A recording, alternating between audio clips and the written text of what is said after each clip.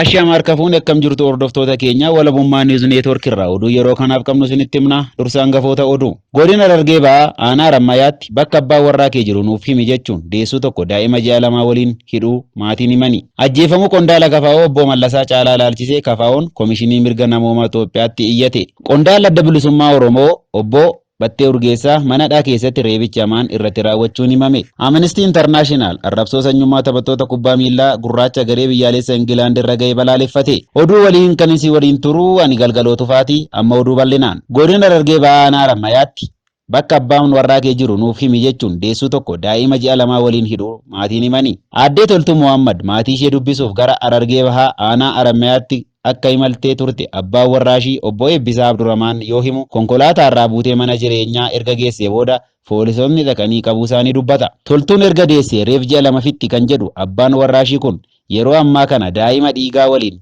mana qorraa keessatti hidhamtee jirti jechuun maddeen WNN'if himeera. Sababni ishee qabaniif quubsaa miti kan jedhu Eebbisaan bakka abbaan warraa kee jiru nutti himi jechuun akka ishee gaafatan hima. Qaamni mootummaa ana barbaadu yoo jiraate ani gandan jiraataa seera qabeessa ta'ee keessa jiraachaa jiru waan hin qabuuf asitti na gaafachuu malu malee sababa kiyyaan haadha warraa koo fi daa'ima kiyya homaa hin beekne hidhuun seera miti jechuudhaan sarbiinsa mirga dubartii fi daa'immaniitu irratti akka raawwatametti ilaalama jechuun qaamni seeraan ala hidhe akka eeguuf gaafatee jira. Abbaan aaddee Tultuu obbo Muhammad intala isaanii manadhaatti dubbisuuf adeemanii isaan illee hidhamuu kan himu Eebbisaan yeroo ammaa kanatti maatiin guutuun hidhamanii jiru jechuun komii qabu dubbatee jira. Hanga oduun kun qindaa'etti gama qaama aaddee Toltuu hidheetiinis ta'e waajjira dhimma dubartii fi daa'immanii aanichaatiin wanti jedhamee hin jiru. Ajjeefamuu qondaala Kafaa'oo obbo Mallasaa Caalaa ilaalchisee Kafaa'oon Komishinii Mirga Namoomaa Itoophiyaatti iyyate. Obbo Mallasaa Caalaa qondaala Kongireesii Federaalawaa Oromoo yoo ta'u baatii 3 dura mana jireenya isaa magaalaa Burraayyuuti humnoota mootummaatiin butamuusaa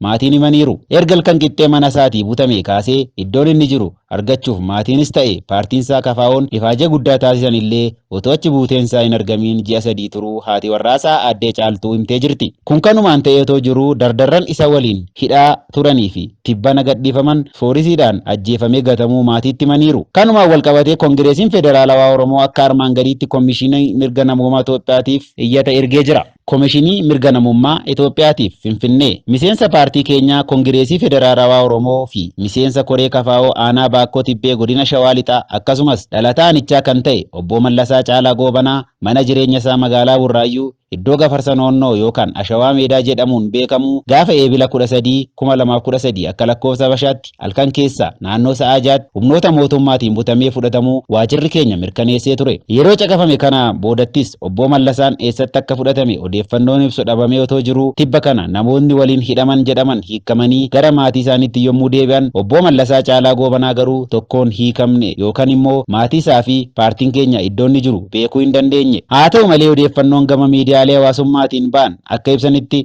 obbo Mallasaan akkuma humna mootummaatiin butameen lubbuun darbuusaa fi maatiinsaas adoolessa 4 ajjeefamuusaa akka dhagahan mirkaneeffanneerra. Odeeffannoowwan armaan olitti caqafaman haa jiraatan malee obbo Mallasaa Caalaa Goobanaa maaliif akka qabame lubbuun kan jiru yoo ta'e eessa akka jiru ajjeefameera yoo ta'e immoo eessatti akka du'ee fi reenfisaa eessa akka jiru maatii isaatiif paartii keenyaa fi saba bal'aadhaaf akka ibsamuuf akka nu gargaartan deeggarsa keessan gaafanna jechuudhaan Kongireesiin Federaalawaa Oromoo Komishinii Mirga Namoomaa Itoophiyaatiif iyyata barreessee jira. Qondaalli Adda Bilisummaa ABO obbo Battee Urgeessaa mana hidhaa keessatti reebicha hamaan irratti raawwachuun himame. Sanqunnamtii ABO ta'uun tajaajilaa kan turan Jaalbattee Urgeessaa mana hidhaa keessatti reebicha hamaan irratti raawwachuu qondaaltonni ABO himaniiru. Mana hidhaa Awaash Malkaa Sa'aa jedhamu kan godina Shawaa Bahaa keessatti argamu keessatti hidhamanii kan argaman Jaalbatteen reebicha humnoota mana hidhaatiin irratti raawwatameen mataan isaanii buruqee akka ture mirkaneeffanneerra jechuun qondaaltonni ABO maddeen keenyaaf himaniiru. Jaalbatteen aduu keessa fiiguu diduu isaatiin hooggantoota mana hidhaatiin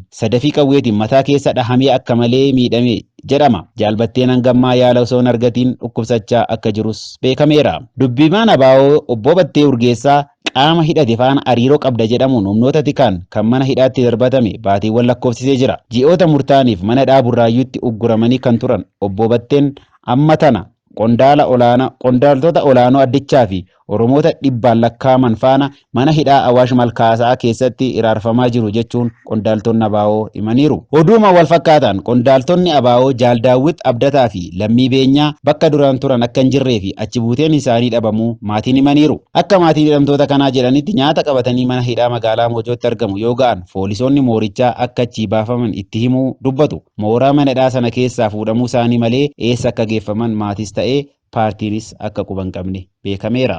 Amnesty International arrabsoo sanyummaa taphattoota kubbaa miilaa gurraacha garee biyyaalessa Ingilaand irra ga'e balaaleffate.